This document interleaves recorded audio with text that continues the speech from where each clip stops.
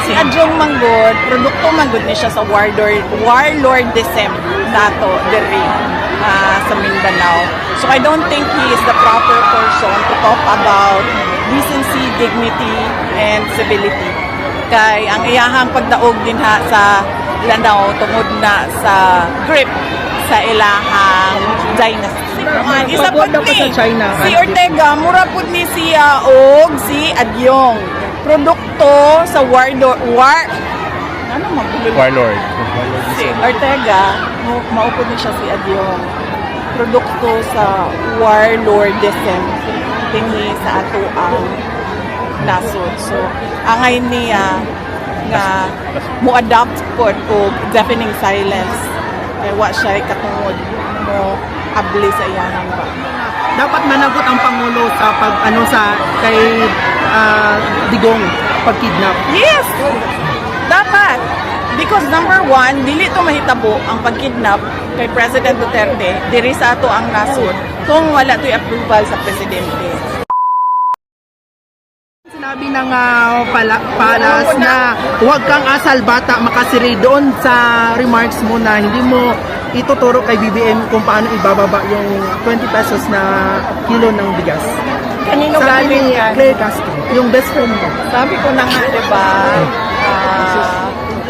wag na tayo makinig kay Claire Castro kasi isa siyang gigo. Garbage in, garbage out. Tama na. Vice, tanong ko lang sa local, umaasa ba kayo sa MILF may papangalanan sila or endorse sila from PDP Laban? And nagtataka ba kayo kung hindi sila nagsasalita after PRRD na dinala sa Hague? Sino? MILF. MILF? Well, katungod na no sa tanan organisasyon kung unsa ang ilahang pamulitika. Ang importante lang nagkasinabot sila sa ilahang sa sulod sa ilahang organisasyon kung asa padulong ang ilahang mga suporta. Wala ta mamugos bisan ka kinsa. Kita nagapresenta lang sa katawhan kung paunsa sila unang magpili og mga leaders base lang sa historical mistakes nato in choosing our leaders. And next is wala sila nabanggit about after your father na dinala straight na vote sa PDP, sa Duterte Senators. VP, according kay Congressman Adyong Salanao po, urge Vice President Sara Duterte to stop her shame campaign against administration candidate and call on a political leader to restore decency, dignity, and civility in the conduct of electoral campaign. Anong reaction mo dito? Okay, pahiram ko sa mga puti. Pero VP, kay Adyong na VP. Adjong, shame campaign against the administration called on all political leaders to restore decency, dignity, and civility in the conduct of electoral campaigns.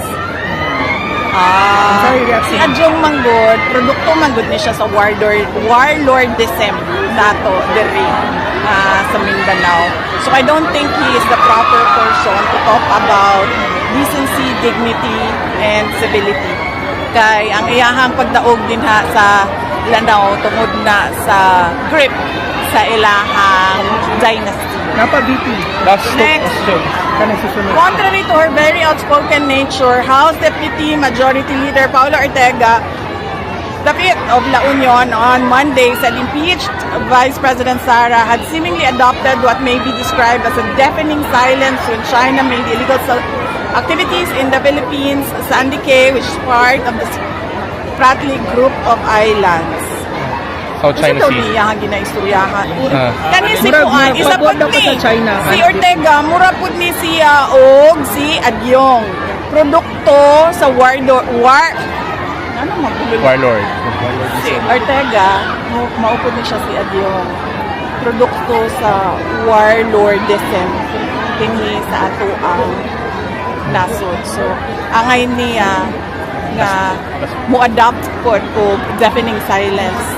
Kaya wa siya katungod mo abli sa iyahang baba. Where does her loyalty really lie? China or Philippines?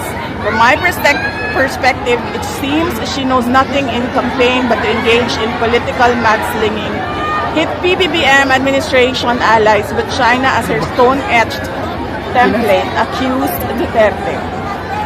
So, Kay Ortega, hindi pa obvious nga naa ako diri sa Pilipinas nagapangampanya para sa mga kandidato para sa ato ang nasod.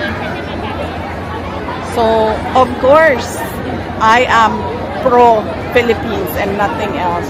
She's been going around hitting almost everybody, but never China. Of course, kung ngano atakihon man ako ang China sa ato ang kampanya diri sa Pilipinas.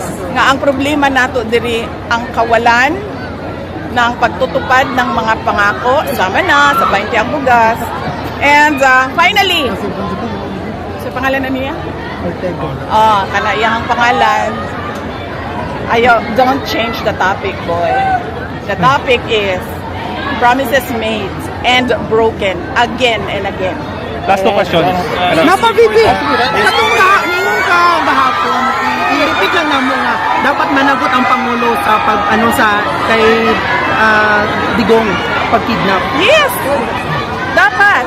Because number one, dili to mahitabo ang pagkidnap kay President Duterte diri sa ato ang nasod kung wala to'y approval sa presidente.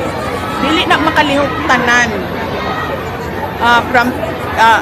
dili na mo stand down ang AFP, dili na mulihok ang PNP kung walay go signal sa ilahang mga secretaries, kung walay, di ba yan masyadong malapit? Hindi naman, ma'am. Wapa kay kadra VPO. Yan. Mama, lapit.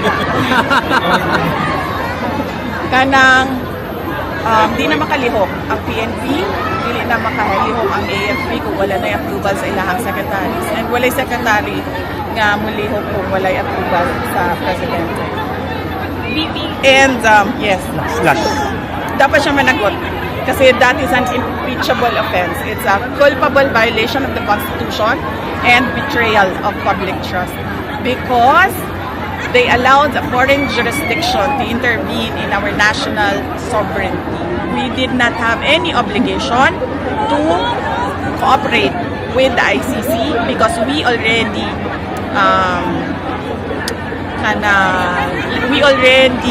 filed our petition to withdraw from the ICC, and walay jurisdiction ang ICC para mubuhat ng investigasyon kay President Rodrigo Duterte o Vicente Quince. So yes. Last question. Nakalimot na po tayo sa Visayas and Mindanao, even in Manila. So ano yung mga common na hinaing ng mga mamamayan na i-address ng Duterte and Senator candidates given a chance in the Senate? Yes, ma'am. Ang kanila is kung ano yung nasimulan ni Pangulong Duterte. PRD promised build the big ticket infrastructure projects. PRD promised peace and order sa ating bayan. And naturally, when there is peace and order, development o kalambuan, kaunlaran ay sumusunod din. Mag-attend po tayo sa iba pang remaining PDP rallies po with Kitty Duterte. Hindi ko pa, wala pa ako schedule pagkatapos nito, ma'am. Kasi ito pa lang yung katapusan ng schedule namin mula Visayas, mula Leyte, papuntang North Cotabato. So, mag-schedule pa kami ng aming mga gagawin sa May 7, May 8, May 9, at May 10. Thank you. Thank you. Thank you.